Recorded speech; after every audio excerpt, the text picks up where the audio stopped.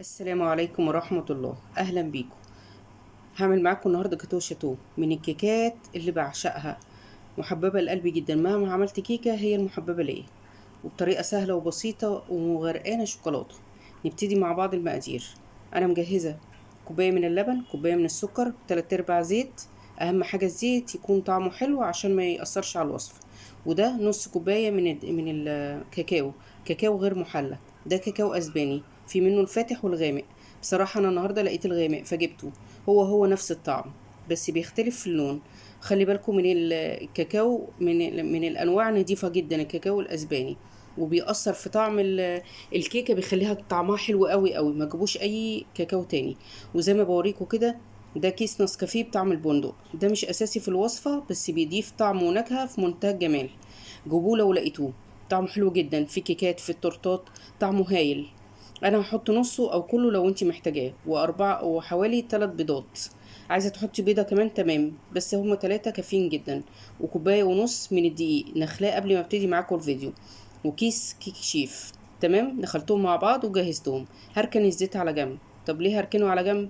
لاني انا لما بضيف الزيت مع المكونات بيديني تقل قبل السكر ما بيدوب، فبركنه على جنب. والبيض طبعا مش هستعمله دلوقتي. هضرب اللبن مع السكر مع الكاكاو مع كيس النسكافيه او نصه على حسب ما انت عايزه، واضربهم كويس جدا لغايه ما احس ان السكر دف في الخليط بتاعي، او زي ما بوريكم كده. طعمه بنكهه البندق، طعمه حلو جدا جدا. جربوه وهاتوه، مش هتندموا. هتلاقوا طعم الكيكه حلو جدا ومختلف وبيوديكوا في حته تانية. تمام، انا هضربه في الخلاط. وبعد ما اخلص خالص بعد ضربه واحس ان السكر داب معايا، هنزل بالزيت بتاعي. يعني انا بعمل قوام بالزيت. تمام كده.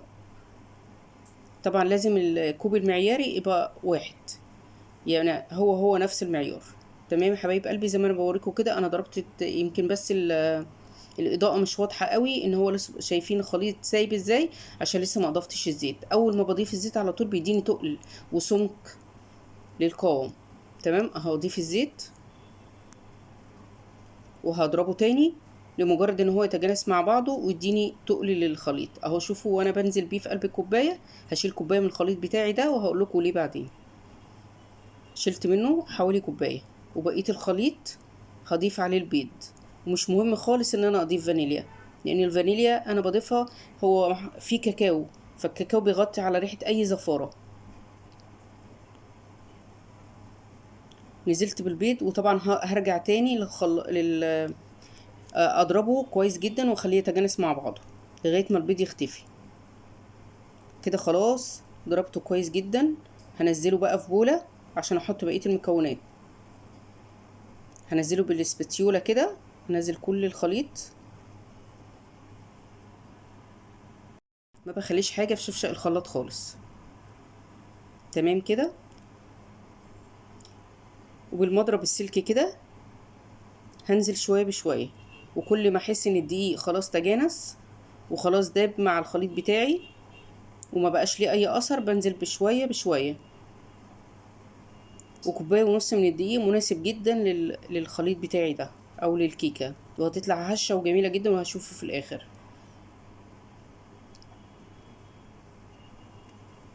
اهو يا حبايب قلبي، بعد ما خلصت ضرب الدقيق وخليته يختفي خالص مع القوام بتاعي، كنت مجهزه صينيه ودهنها بزيت. ما ببدرهاش بدقيق ولا حاجه، وعلى طول بستعمل الطريقه دي. وما تقلقوش، مش لازم دقيق خالص.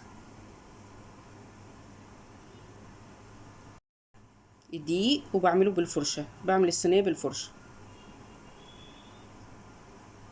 هنزل بقى بالخليط بتاعي في قلب الصينيه.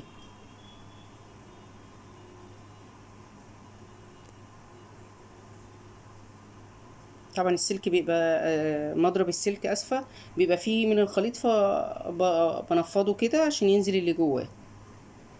لو انتي يعني الصينيه دي كانت مقاس 26، لو انتي عايزاه سمكها اقل هتجيبي الصينيه اللي بعدها على طول اللي هي 28. انا بشوف ان 26 دي مناسبه جدا للكيكه. انا بحبها تبقى فيها علو. نزلت بالخليط بتاعي، عملته بالسباتيولا عشان ينزل كل اللي في البوله. اهو كنت مشغله الفرن على 180، شغلته مسبقا طبعا. ادخل الصينيه في قلب الفرن. اهو زي ما انتوا شايفين كده كانت خرجت، وسبتها لغايه ما بردت خالص. تمام يا حبايب قلبي. بعد ما بردت وهديت ما ينفعش احط عليها اي حاجه غير ما تهدى. كنت مجهزه 3 معالق من اللبن. اللبن معلهوش سكر ولا اي حاجه، انا مكتفيه بالسكر اللي في قلب الكيكه. تمام.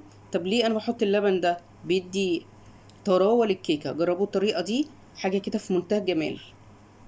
هي كيكه هشه وكل حاجه وطريه، بس اللبن ده حوالي 4 معالق مش اكتر من كده، بيديها طراوه من غير اضافه سكر ولا اي حاجه. تمام. اهي الكيكه عندي اهي، وبتتشرب بسرعه. بعيد عليكم تاني، ما تبقاش الكيكه سخنه عشان ما تعجنش. انا استنيت لغايه ما بردت خالص. اهي الكيكه لما نزل عليها اللبن تشربت. انا طبعا قبل ما بحط عليها اللبن بكون عاملاها بخله باي حاجه، مجرد ان انا بنغزها بس عشان اللبن يشربها. تمام. طبعا الخليط بتاعي اللي انا كنت شيلته في التلاجة اهو، خرجته تاني. ولو حسيتي ان هو تقيل قوي ومش عايزه التقل ده، ممكن تخففيه بمعلقتين من اللبن. تمام يا حبايب قلبي. خلاص نزلت بالخليط بتاعي. لو مش عايزه انزل بيه كله، لو مش عايزه انزل بكل اللي انا شلته ده، ممكن نصه زي ما انا عايزه. انا فضيت الكوبايه كلها. شايفين شكلها؟ الصوص طعمه هايل، تحفه. بعد ما خلصت ودقتها طعمها حلو قوي قوي قوي. طبعا احنا بنعمل على طول الكيكه الشاتو دي، طعمها هايل. اهو بقطعها قدامكم اهو. هي وانا بقطعها هشه جدا تحت ايدي.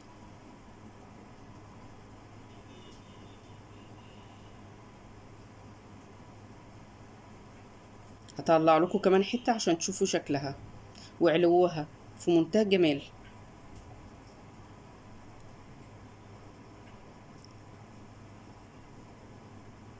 يلا جربوها بقى اول ما تتفرجوا على الفيديو وقولوا لي ايه رايكم. ويا ريت تجيبوا النسكافيه البندق وقولوا لي ايه رايكم في طعمه.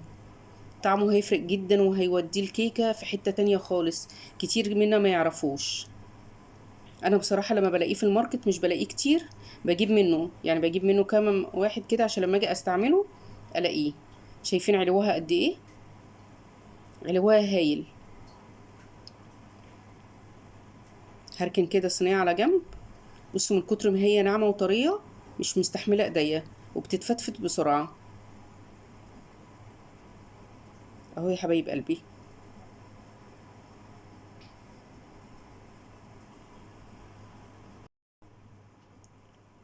بوريها لكم قد ايه ناعمه وطريه وهشه في منتهى الجمال. يلا جربوها بسرعه بقى، ما تاخروش، والشتا عايز الحلويات ومفيش اجمل من كده. كده خلصت الفيديو معاكم. يا رب يكون منكم الدعم واللايك. واللي اول مره بيتفرج على القناه يعمل اشتراك على كل عشان يوصلوا كل فيديوهاتي. وحبايبي اخواتي اللي معايا على القناه يعملوا لي لايك عشان الفيديو يترفع ويتنشر اكتر لاكتر عدد ممكن. بترككم في رعايه الله، والسلام عليكم ورحمه الله وبركاته. حبايب قلبي والمتابعين المحترمين، مع الف سلامه.